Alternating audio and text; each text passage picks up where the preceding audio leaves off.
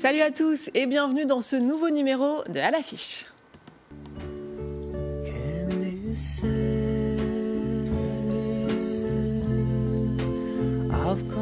Exposition sur velours à la Philharmonie, le Velvet Underground de Lou Reed et John Cale est au cœur d'une grande rétrospective. Ton père est algérien? Ouais. Tu vas faire les Jeux Olympiques pour l'Algérie.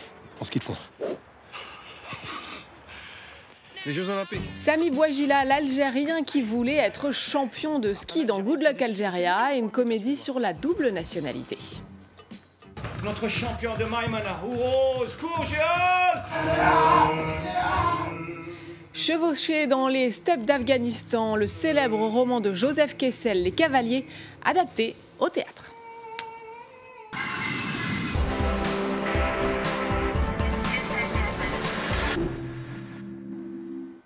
Le groupe a changé l'histoire du rock 50 ans après la rencontre entre un certain Lou Reed et John Cale.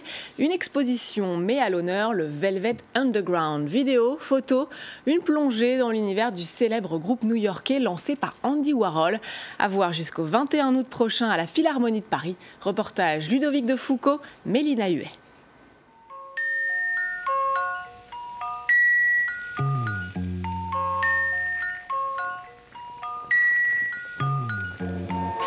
« 1965-1970, 5 ans, une comète dans le ciel du New York.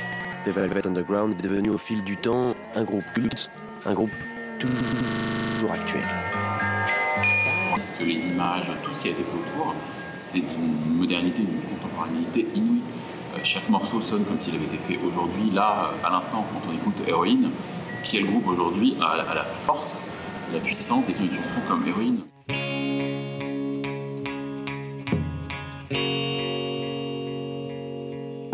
À l'origine du groupe, une rencontre entre deux hommes, Lou Reed, le songwriter new-yorkais à l'enfance traumatisée, et John Cale, le musicien classique gallois, venu à Manhattan pour apprendre à improviser, pour expérimenter. L'un de leurs maîtres mots, évidemment, est de pousser les limites de l'expérience au maximum, que ce soit dans leur style de vie, que ce soit dans la musique. Et tout ceci à contre-courant de ce qui se fait à l'époque. Car l'époque est dominée par le flower power, le psychédélique, les couleurs éclatantes, bien loin du clair-obscur évoqué par le Velvet. Des textes qui disent la drogue, qui disent la sexualité, qui disent la rue, qui décrivent la rue, et un son qui n'a plus rien de rêveur non plus. Un style qui n'échappe pas au chef de file du pop art, Andy Warhol, qui produit le mythique album à la banane en ajoutant un personnage à la galerie du Velvet, Nico, mannequin allemande à la voix glacée. Warhol les a pris sous son aile et leur a permis de n'en faire qu'à leur tête. Ça, c'est ce qui caractérise aussi le Velvet, c'est une liberté à la fois de création et de mouvement absolument total. Suivront 3 albums studio au style toujours renouvelé, des albums marqués par des disputes, des départs. En 1970, Lou Reed claque la porte, c'est la fin du Velvet, mais l'influence du groupe est toujours intacte. Cinéma et la sortie cette semaine du film québécois La Passion d'Augustine. Une bonne sœur férue de musique tente de transmettre sa passion à ses élèves. La vie du couvent est bouleversée par l'arrivée d'une nouvelle étudiante, mais aussi alors que le gouvernement instaure un système d'éducation publique au milieu des années 60. Au-delà de la musique, les thèmes de l'enseignement et de la place des femmes sont au centre du long métrage. Au micro de Marion Chaval et Jean-Christophe Brianchon, la réalisatrice Léa Poul nous explique ce qu'il y a de féministe dans son film. Ces femmes-là, ces religieuses-là, qui rentraient au couvent pour d'autres raisons que la religion, y allaient pour étudier, y allaient pour faire de la musique, y allaient pour devenir médecin qu'elles ne pouvaient pas devenir, donc elles devenaient des infirmières extraordinaires, des enseignantes extraordinaires, ça leur permettait de s'éduquer. Et pas tout le monde avait nécessairement envie de rentrer, de se marier, d'avoir 10, 12 enfants, ce qui était le cas au Québec dans ces années-là. Et donc, c'était une sorte d'échappatoire aussi pour ces femmes-là. On passe à Good Luck Algeria, l'histoire vraie d'un Algérien décidé à participer aux Jeux Olympiques dans l'épreuve de ski de fond avec Samy Bouajila, Franck Gastambide et Chiara Mastroianni. Au-delà de la comédie, un film sur la filiation, le poids des origines, avec en toile de fond un sujet en pleine actualité, la binationalité. Tu vas faire les Jeux Olympiques pour l'Algérie, pour ce qu'ils font. Il peut bien rire, Sam, car de l'Algérie, il ne garde qu'un vague souvenir. Toute sa vie, c'est en France qu'il l'a construite. Il parle même pas arabe.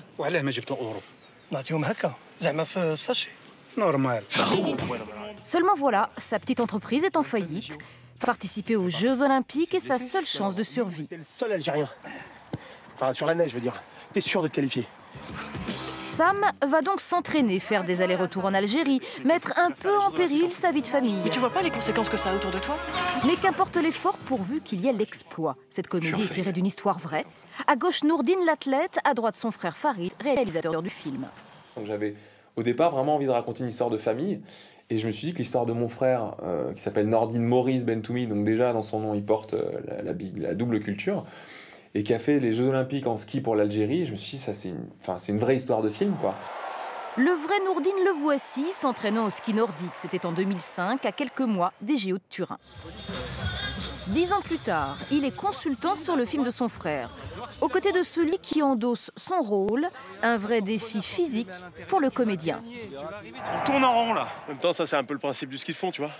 On tourne en rond. Moi, dès la lecture, j'ai dit à Farid, il faut qu'on se débrouille pour trouver la solution, pour trouver la crédibilité de la performance de ça. Ils en ont vraiment bavé physiquement. Quand même. Là, j'avoue que j'étais un petit peu sur le pas de la porte en leur disant bon courage. Chérie, je vais me qualifier ce week-end. Promis. Bon, tu viens avec nous, tu rentres au ski. La carrière sportive de Nourdine Bentoumi s'arrêtera après les JO. Mais l'important n'est-il pas de participer? C'est le message de ce film à la fois drôle, juste et très touchant. Et puis connaissez-vous le bouskashi, sport équestre très spectaculaire venu d'Afghanistan et au cœur du célèbre livre de Joseph Kessel, Les Cavaliers. Au théâtre La Bruyère à Paris, les 600 pages du roman prennent vie sur scène. Un voyage au cœur des steppes afghanes que nous font découvrir Renaud Lefort et Stéphane Boden. Pour ma part, j'aurais voulu être un ascète et en même temps un bandit, j'aurais voulu être un aventurier déchaîné. Si le romancier réalisait ses rêves d'aventure déchaînés avec sa plume, c'est par la magie du théâtre que Les Cavaliers de Joseph Kessel nous est cette fois compté. Voilà le spectateur téléporté en plein tournoi de bouskashi dans les années 50 en Afghanistan. Les meilleurs cavaliers du pays se disputent la carcasse d'une chèvre, ici représentée par un coussin. Le jour tant attendu, le bouskashi de roi. Nous courons vers la gloire. Géol est sur son dos. Notre champion de Maïmana. Ouros, cours Géol, cours! Fils du sévère Toursen, légende de la discipline, le jeune Ouros tente d'être l'égal de son père. En se brisant la jambe, ses rêves de gloire et d'honneur sont anéantis.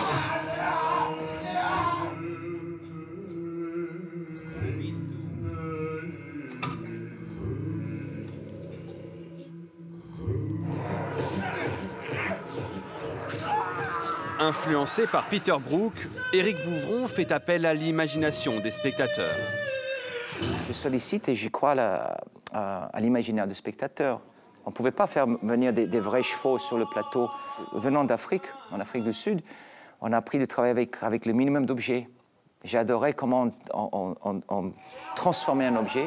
Si on essaie de faire comme le cinéma, là on arrive dans l'impossibilité. Si en 1988, Sylvester Stallone et son Rambo 3 à 65 millions de dollars avaient les moyens, et une certaine classe, il faut bien le dire, le metteur en scène qui a grandi en Afrique du Sud a lui pour modèle l'ingéniosité et un certain Kalitka. L'homme qui murmure à l'oreille du spectateur le souffle d'un cheval ou les chants du muezzin nous révèle en exclusivité une partie de son art. C'est des télécommandes de jeu, c'est des Wii, un micro branché sur un ordinateur, une carte son, et les manettes Wii permettent de contrôler l'ordinateur, d'enregistrer, de faire des et d'accumuler des sons.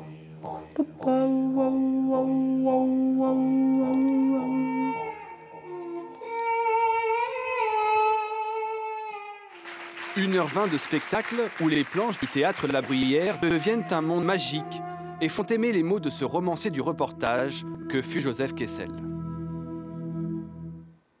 Voilà, c'est la fin de cette émission. Merci à tous de nous avoir suivis. N'oubliez pas de nous retrouver sur france24.com ainsi que sur tous nos réseaux sociaux. On se quitte avec des images de Drawing Now. Le salon du dessin contemporain fête son 10e anniversaire. Collectionneurs, conservateurs et amateurs se réunissent au carreau du Temple jusqu'au 3 avril prochain. Je vous laisse découvrir et vous dis à très vite.